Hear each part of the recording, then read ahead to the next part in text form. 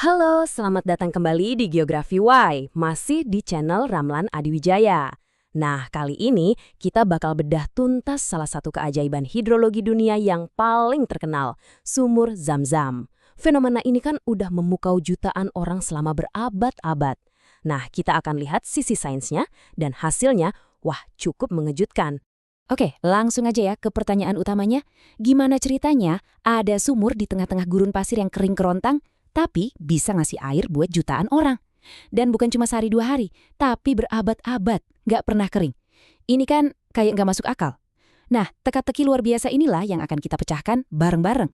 Nah, buat mecahin misteri segede ini, kita nggak bisa langsung main tebak-tebakan. Kita butuh semacam toolkit detektif geologis.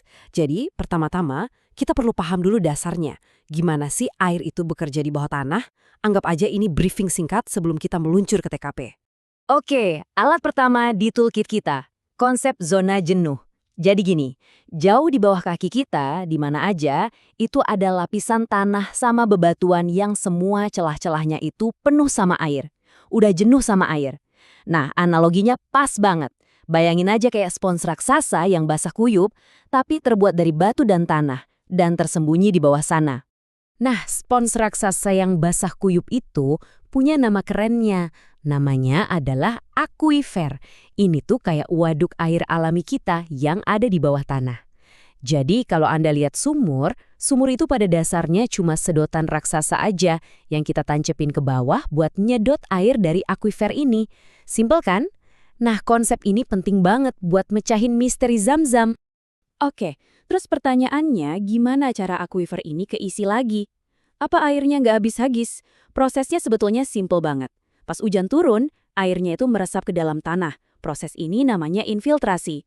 Terus airnya ngumpul deh di akuifer, ngisi ulang si spons raksasa tadi. Jadi siap buat kita manfaatin lagi. Oke, toolkit dasar kita udah siap.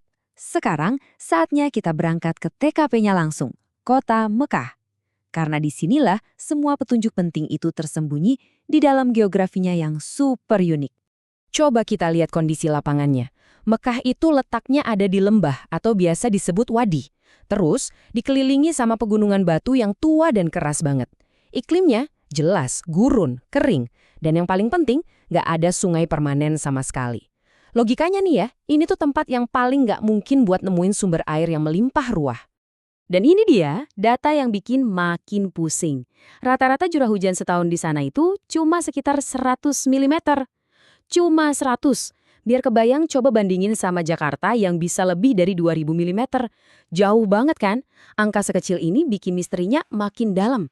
Terus airnya datang dari mana dong? Jadi kita balik lagi ke pertanyaan awal. Tapi sekarang kita udah punya bukti-bukti yang lebih kuat. Hujannya dikit banget, sungainya nggak ada. Jadi dari mana sih sebenarnya sumber air Zam-Zam yang kayaknya nggak ada habisnya ini berasal? Dari mana? Nah, disinilah kita nemuin titik terangnya. Misterinya mulai terungkap. Berkat penelitian hidrogeologi modern, para ilmuwan akhirnya nemuin penjelasan yang jujur jenius banget. Yuk kita lihat apa yang mereka temukan. Kuncinya ternyata ada di jenis akuifer yang spesial banget. Namanya akuifer retakan.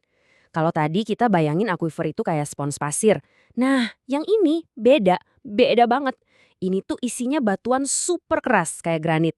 Jadi airnya bukan disimpan di sela-sela pasir, tapi disimpan dan ngalir lewat jaringan retakan-retakan raksasa di dalam batu itu sendiri. Keren kan? Nah, ini dia sistemnya bekerja. Ini bagian paling kerennya. Jadi gini, meskipun di Lembah Mekah hujannya jarang, tapi di pegunungan sekelilingnya kan lumayan sering hujan. Hujan yang turun di gunung-gunung itu meresap masuk ke dalam retakan-retakan batu tadi. Dari sana, airnya ngalir di bawah tanah, ngikutin gravitasi, turun ke titik yang paling rendah. Dan titik terendah itu di mana? Ya, di Lembah Mekah, tepat di bawah sumur Zam-Zam. Ini tuh bener-bener kayak corong alami raksasa. Oke, para detektif sekalian, waktunya kita tarik kesimpulan. Sekarang kita gabungin semua petunjuk yang udah kita kumpulin. Geografi, hidrologi, sama geologinya buat ngeliat gambaran utuhnya. Nah, ini dia rangkuman lengkapnya. Sederhana tapi jelas banget. Dari sisi geografi, lokasinya di lembah itu udah jadi titik kumpul alami. Cek. Dari hidrologi, sumurnya terhubung ke sistem akuifer retakan yang super luas. Cek. Terus dari geologi, Batuan tua yang retak-retak di bawahnya itu jadi wadah sekaligus pipa penyalur air yang sempurna. Cek juga. Semua faktor ini klop, bekerja bareng-bareng, dan menciptakan sistem yang luar biasa ini. Jadi, kesimpulan ilmiahnya apa? Sederhananya begini. Sumur Zam-Zam itu bukan sumur aneh yang berdiri sendiri. Sama sekali bukan. Sebenarnya, sumur itu adalah titik keluar alami, semacam mata air dari sebuah sistem air tanah raksasa yang tersembunyi di bawah pegunungan-pegunungan di sekitarnya. Jadi air dari area yang sangat luas, keluarnya di satu titik itu. Tapi tentu saja ceritanya nggak berhenti di sains doang. Penting banget buat kita pahami kalau penjelasan ilmiah ini menjawab pertanyaan bagaimana sumur ini bekerja, tapi ada juga sisi lain yang nggak kalah penting, yaitu makna budaya dan religius yang menjawab pertanyaan mengapa sumur ini ada di sana. Keduanya bisa berjalan beriringan. Di satu sisi, kita punya penjelasan ilmiahnya.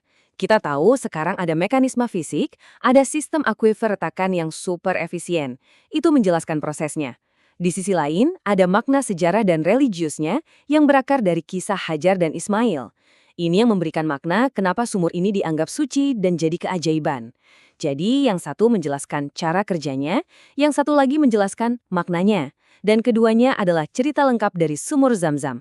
Jadi kasus sumur Zam-Zam ini ngajarin kita gimana kombinasi yang pas antara geografi, geologi, dan hidrologi bisa menciptakan sesuatu yang kelihatannya ajaib.